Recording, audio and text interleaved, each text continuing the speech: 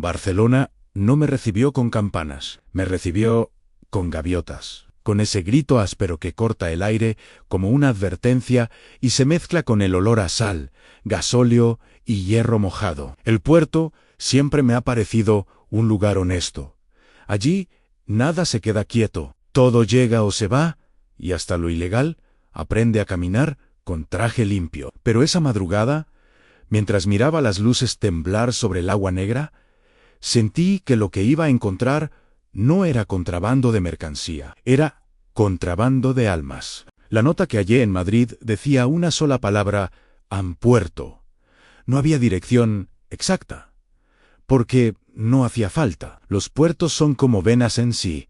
Encuentras el punto correcto, la infección corre sola. Caminé por los muelles con Miguel a mi lado y el abrigo cerrado hasta el cuello, no por frío, sino por esa sensación de que alguien podía reconocerme incluso en una multitud de desconocidos. En la distancia, un barco mercante descargaba contenedores como si estuviera vaciando secretos. El primer símbolo apareció en un lugar absurdo, el baño de un bar de marineros, pequeño, tallado detrás de un espejo, casi invisible. Lo vi y sentí el mismo escalofrío que en Sevilla, Salamanca, Granada y Madrid dan el eco de una firma. Una organización no necesita gritar su nombre. Le basta con marcar paredes, como lo hace un animal, reclamando territorio. Miguel me miró y entendió, sin que yo hablara, estábamos en el punto correcto. Allí conocí a quien me cambió el rumbo del expediente. Un hombre llamado Jordi, estibador del puerto, manos ásperas, ojos cansados, voz baja. Me abordó cuando me vio observando el símbolo. «Usted no es policía», dijo sin preguntar. Me mostró un rosario viejo en el bolsillo, gastado por dedos nerviosos. «Yo lo vi también», susurró. «Y le juro, por esta cruz, que lo que traen en esos contenedores no es normal». Jordi me condujo a una zona restringida, donde el ruido de las grúas tapaba cualquier conversación. Me señaló un contenedor concreto, marcado con números y con una pegatina de empresa falsa. «Ese», dijo Ann. Lo abrieron de noche, sin registro, sin aduanas. Luego tragó saliva y añadió: «Padre». Salían cajas pequeñas, cajas como ataúdes de bebé. Sentí un fuego en el estómago. Me acerqué al contenedor, pasé la mano por el metal frío y encontré el símbolo grabado, profundo, como una cicatriz. Y supe que el mal ya no estaba buscando lugares aislados, estaba importándose a sí mismo por mar. Barcelona es hermosa, y su belleza tiene un peligro adormes. Cuando una ciudad brilla, cuando el turismo convierte cada calle en postal, la mente humana baja la guardia. Cree que la oscuridad solo vive en ruinas, en campos vacíos, en pueblos sin cámaras.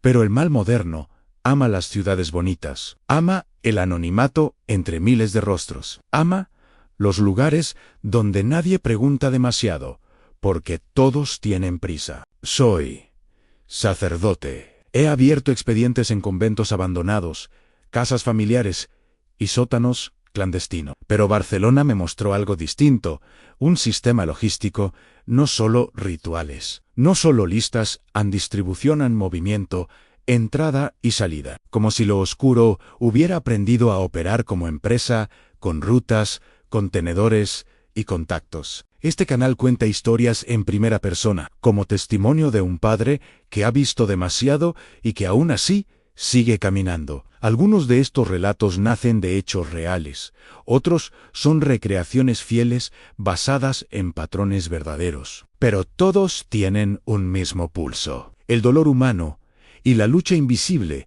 que ocurre cuando alguien abre una puerta que no sabe cerrar. Antes de seguir, te lo pido con claridad. Suscríbete si quieres más expedientes como este. Dale like si crees que estas historias deben ser contadas con respeto, sin adornos vacíos. Y comenta desde qué país y ciudad estás viendo este episodio. Me ayuda a sentir que la fe no se narra en soledad, que al otro lado hay ojos despiertos en distintas partes del mundo. Ahora prepárate porque en Barcelona no perseguimos un espíritu, perseguimos una red. Y el mar, cuando guarda secretos, los guarda en profundidad. Jordi me llevó a un bar pequeño escondido entre almacenes. Allí el café era malo, pero el silencio era útil. Me contó que desde hacía meses ocurrían movimientos extraños en contenedores sin registro, camiones que entraban por rutas secundarias, hombres elegantes que no parecían del puerto y que jamás miraban al mar. Aquí la gente se calla, me dijo, por dinero o por miedo y en su voz noté que él ya había probado ambos sabores. Le pregunté por las cajas pequeñas. Jordi apretó la mandíbula. No las abrí, dijo. Pero una cayó sonó, como si dentro hubiera vidrio. ¿O huesos? Esa frase me dejó sin aire, por un segundo, no porque supiera que contenían, sino por la calma con que el mundo puede mover cosas horribles, sin nombrarla. Me dio un dato más. Los camiones salían hacia un almacén en las afueras. Una nave industrial sin rótulo, vigilada. Ahí descargan, dijo. Y luego añadió padre. Yo fui católico, pero esto no es solo crimen, es otra cosa. Cuando un hombre de puerto, acostumbrado a ver lo sucio del mundo, dice otra cosa. No es exageración, es diagnóstico. Esa noche, Miguel y yo recorrimos la zona. La nave estaba allí en metal gris, cámaras, puerta doble, guardias. No podíamos entrar pero podíamos observar, y observamos algo crucial en un símbolo en la esquina de la pared, pintado del mismo modo discreto que en Madrid. Eso confirmaba el hilo. Laura, Mateo, el curador. Eran piezas de una maquinaria Mayo R. Volvimos al puerto antes del amanecer. Jordi nos esperaba. Tenía miedo. Se le notaba en la forma en que apretaba el rosario en el bolsillo, como si aquel objeto fuera escudo. No sé por qué los ayudo, confesó. Tal vez porque vi a un niño en esa frase lo cambió todo. Un niño. Repetían. Jordi asintió. La semana pasada descargaron una caja y escuché un llanto. Un llanto pequeño. Mi sangre se heló. No existe el llanto pequeño que no rompa el mundo. Jordi me explicó que no era un bebé. Sonaba como un niño de 5 o 6 años. Lo golpearon para que se callara, dijo con rabia contenida. Sentí una ira fría. No ira de violencia, sino ira moral. Esa que nace cuando el alma reconoce el abuso como blasfemia. Decidimos actuar con lo que teníamos. Jordi nos dio acceso a una zona de mantenimiento. Desde allí podíamos acercarnos a un contenedor específico. Miguel rezaba en silencio. Yo caminaba con pasos controlados. Cada paso, una oración. Cada respiración, un juramento a no retroceder. En el contenedor, el símbolo estaba grabado profundo, como una marca de fábrica. Noté algo más en un sello de aduanas falsificado. Era contrabando, sí, pero también era ritual, porque la falsificación era parte del lenguaje en engañar al mundo para operar en la sombra. Jordi consiguió una palanca e intentó abrir. No pudo. Estaba asegurado con candados nuevos. En ese instante, escuché un golpe desde dentro. Un golpe suave, luego otro. No era metal moviéndose, era alguien pidiendo ayuda. Miguel palideció. Jordi se persignó. Yo apoyé la mano sobre el contenedor y sentí vibración, como un corazón encerrado. «Hay alguien», susurré. Y entonces escuché una voz infantil, apenas audible. «Padre». No sé cómo sabía esa palabra. No sé cómo la pronunció, pero cuando la dijo, el mundo se volvió más estrecho. Porque ese niño no solo pedía rescate, pedía fe, y comprendí que en Barcelona ya no luchábamos contra rituales para experiencias, luchábamos contra esclavitud. Y la oscuridad, cuando esclaviza, no se va con una simple oración. No abrimos el contenedor no esa noche, no con una palanca y sin apoyo, porque rescatar sin plan puede matar a quien intenta salvar. Jordi estaba desesperado, Miguel también. Yo los calmé con firmeza. No lo abandonamos, dije, pero no lo sacrificamos por prisa. El mal se alimenta de urgencia. La fe se alimenta de inteligencia. Necesitábamos pruebas y ayuda. Llamé a un contacto eclesiástico en Barcelona que tenía relación con organizaciones de protección infantil. No mencioné demonios, mencioné tráfico, símbolos, riesgo, porque la verdad entra mejor cuando no le pones etiqueta que haga reír a los escépticos. El contacto prometió actuar esa misma mañana. Mientras tanto, Jordi nos llevó a un lugar que nadie sospecharía, en una capilla pequeña cerca del puerto, casi vacía, mantenida por una anciana. Allí, entre velas reales y olor a madera vieja, recé por el niño. No por teatro, por conexión, porque hay almas que resisten, porque sienten que alguien las sostiene desde lejos. Esa tarde, un operativo básico se organizó. Policía local, un trabajador social, un inspector. No era suficiente, pero era inicio. Jordi temblaba. Si me ven, dijo, me matan, le respondí. Dios no te trajo hasta aquí para morir en silencio, y aún así, comprendí, la valentía no anula el peligro. En la noche, volvimos al puerto con el inspector. Revisaron el contenedor.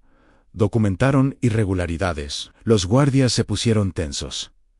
Uno llamó a alguien por teléfono. Vi en su lenguaje corporal que la red ya se enteraba. El tiempo se acortaba. Cuando por fin cortaron el candado, el aire que salió fue el aire de un ataúd caliente, rancio, con olor a sudor y plástico. Dentro había cajas muchas, y en una esquina, escondido tras paneles, estaba el niño. No atado con cadenas, sino con cinta, con cuerda, con miedo. Tenía la boca seca, ojos enormes, piel marcada por golpes. Cuando me vio, no lloró, solo susurró. Pensé que Dios me olvidó. Lo tomé en brazos, temblaba. Su cuerpo era liviano como papel. Miguel lloró abiertamente. El inspector se quedó inmóvil, pálido, como si por fin comprendiera que el mundo puede ser peor de lo que sus informes describen. El niño dijo su nombre en Samuel, un nombre bíblico, un nombre de llamada. Entonces ocurrió algo extraño. Mientras lo sacábamos, Samuel se giró hacia el contenedor y gritó, «¡No lo abran todo!». Esa frase me detuvo. «¿Por qué?», pregunté. Samuel me miró con terror puro. «Porque ahí están dormidos, dormidos, no muertos, dormidos». ¿Qué significaba eso? Nadie más entendió, pero yo sí. En ritual. Revisaron algunas cajas. Dentro había objetos, velas, símbolos, libros, ropas, pero también había frascos con un líquido oscuro, como tinta, y un cuaderno, con nombres, otra lista. Esta vez con rutas a Valencia, Marsella, Génova. Era internacional. Era comercio espiritual. Cuando cerraron el contenedor, yo ya sabía, el puerto de Barcelona no era final. Era punto de entrada. Samuel era prueba viva de que la red había cruzado una frontera moral. Ya no era teatro, ni experiencia, ni pseudoterapia. Era captura. Y cuando el mal captura, busca sacrificar. Samuel fue llevado al hospital y protegido. Jordi desapareció esa misma noche. Por seguridad, Miguel y yo nos quedamos con una sensación amarga. Habíamos rescatado a uno, pero habíamos descubierto una estructura monstruosa. La policía trató esto como tráfico humano correcto, pero incompleto, porque había símbolos, rituales, libros en un idioma espiritual dentro del crimen. Samuel empezó a hablar poco a poco. No recordaba todo, pero recordaba frases. Decía que rezaban raro, que le hacían repetir palabras, que lo encerraban y le mostraban una copa, que una mujer con perfume caro, Laura, lo miraba y decía, sirve. Esa frase me partió, porque sirve era lenguaje de mercancía. Le pregunté si oyó el nombre del curador. Samuel asintió. El curador no viene al puerto, dijo. Viene al final. Me quedé helado. ¿Final de qué?, pregunté. Samuel se encogió. Final del camino. Era lenguaje de ritual. Fin de ruta. Consagración. El inspector me pidió que no me involucrara más. Padre, esto ya es asunto de policía, dijo. Yo lo miré con calma. La policía puede detener personas, respondí, pero no puede cerrar puertas. Él no entendió. Uno quiso entender. Y lo comprendí.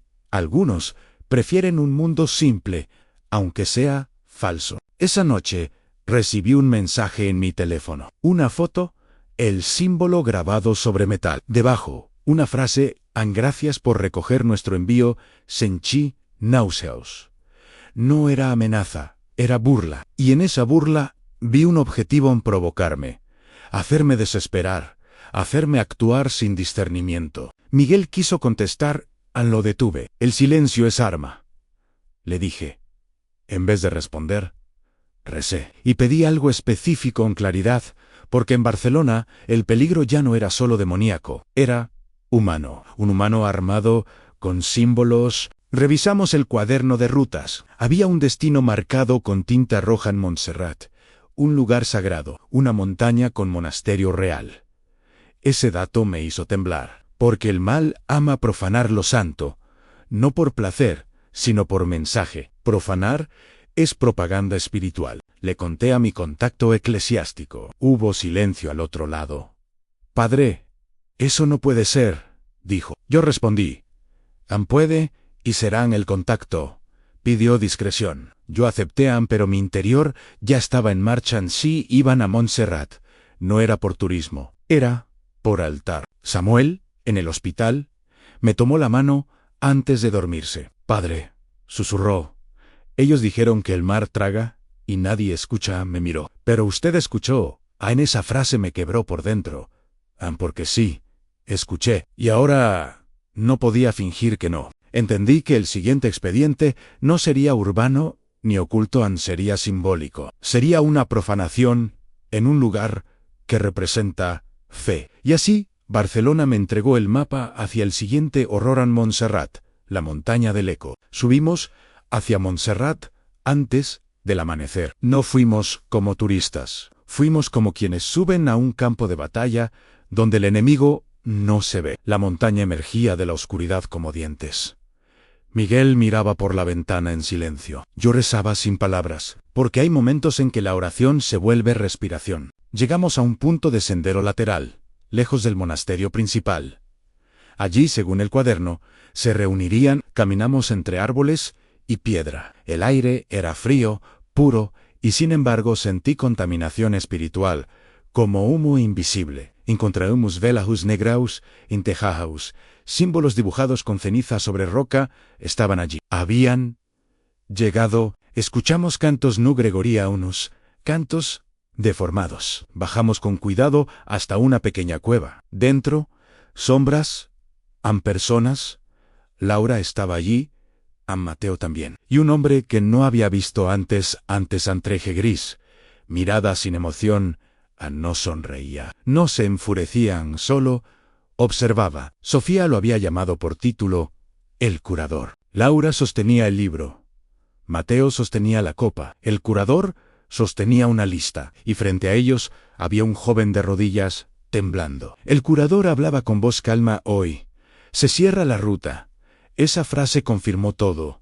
Ruta a puerto, teatro, convento, logística. Intervina.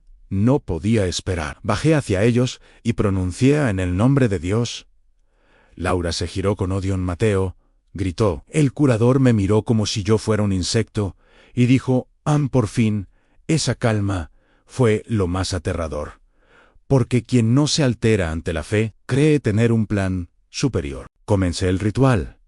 El Laura gritaba, Mateo se sacudía. El joven lloraba, el curador no se movía, solo observaba. Luego, dijo un padre, ¿usted cree que esto es religión? Esto es economía, economía. Esa palabra me atravesó. ¿Era verdad? Ellos comerciaban con hambre humana. Miguel rescató al joven. Lo apartó. Yo avancé hacia el altar improvisado. Volqué la copa en Laura. Intentó golpearme. La contuve con la cruz. Mateo corrió. El curador no corrió, se quedó, me miró y susurró, usted no puede salvar a todos. Le respondí, pero puedo impedirte a ti. El curador sonrió por primera vez. Una sonrisa mínima, sin alegría. No, dijo, usted solo está retrasando a y entonces sacó algo del bolsillo, una llave. No metálica, una llave antigua, de iglesia. La alzó y dijo, nosotros ya estamos dentro. Un viento extraño recorrió la cueva. Las velas parpadearon. El símbolo en la roca parecía vivo, no era ilusión, era sensación. El curador dio un paso atrás y desapareció por un túnel lateral, como si conociera la montaña mejor que nosotros. Laura y Mateo huyeron detrás. Quedamos con el joven y con el eco de la cueva, un eco que repetía nuestros pasos como burla. Miguel me miró. Padre, se escaparon. Yo asentí en sí, dije, pero dejaron algo más importante. Dejaron su miedo porque el curador, por primera vez, había mostrado prisa, y la prisa es el primer signo de derrota. El joven rescatado se llamaba Adrián Ann, tenía 20 años, no era criminal, era víctima. Había entrado por un evento, por curiosidad, por vacío, y terminó en una cueva, a punto de ser consagrado como mercancía. Su historia era la historia de Mayos, hambre espiritual sin guía. Lo llevamos a la diócesis. Se inició investigación real, pero Laura y Mateo desaparecieron, el curador también. Y esa ausencia es el sello de lo organizado. Aun cuando una pieza cae, el sistema se reorganiza. Samuel, desde el hospital, empezó a mejorar. Jordi se comunicó con un mensaje corto: estoy vivo, nada más. Eso me alivió. Porque Jordi no era santo ni héroe. Era un hombre común que decidió no mirar para otro lado. Y eso, para mí, es milagro. Esa semana, el símbolo comenzó a aparecer en reportes. Han pintado en baños de clubes, tallado en parques, incluso en una pared cerca de una iglesia. La red estaba dispersándose, sembrando como quien deja semillas para futuras puertas. Yo estaba agotado, lo admito. Hay noches en que el peso de tantos expedientes se vuelve una piedra sobre la espalda. Pero entonces recuerdo a Samuel diciendo: pensé que Dios me olvidó. Y esa frase me obliga a seguir. Recibí un último mensaje desde un número desconocido, una foto del mar al atardecer. Y una frase: el puerto fue solo el principio. No contesté. Lo guardé. Y recé. Barcelona me dejó una enseñanza dolorosa. El mal moderno no improvisa, distribuya, transporta, recluta, compran, venden. Y cuando se vuelve comercio, las víctimas se multiplican porque el mercado nunca se sacia. Miguel me preguntó si esto terminaría algún día. Lo miré y respondí con honestidad: termina cuando dejamos de abrir puertas, porque mientras la gente busque sentido en experiencias vacías, mientras crea que puede negociar con sombras, habrá quien ofrezca oscuridad envuelta en lujo. El expediente de Barcelona se cerró con rescate, pero también se abrió una verdad.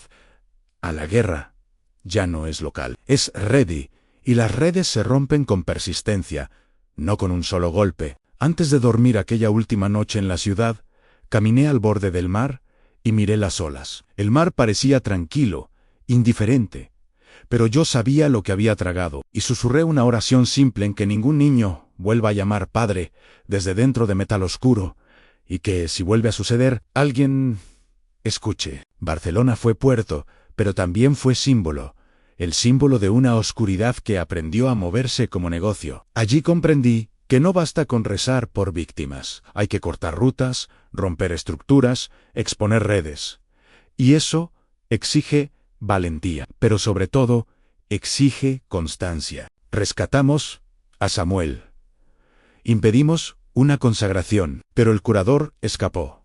Laura y Mateo siguen libres, y el símbolo continúa apareciendo como una firma insolente que anuncia: seguimos aquí. Eso me duele, pero también me mantiene alerta. Si este expediente te estremeció, suscríbete. Seguiremos abriendo archivos uno por uno. Dale like si quieres que este canal crezca y llegue más lejos. Y comenta desde qué país y ciudad estás viendo este relato. Porque el mar es inmenso, pero la fe también. Y mientras haya alguien que escuche, la oscuridad no podrá operar en silencio.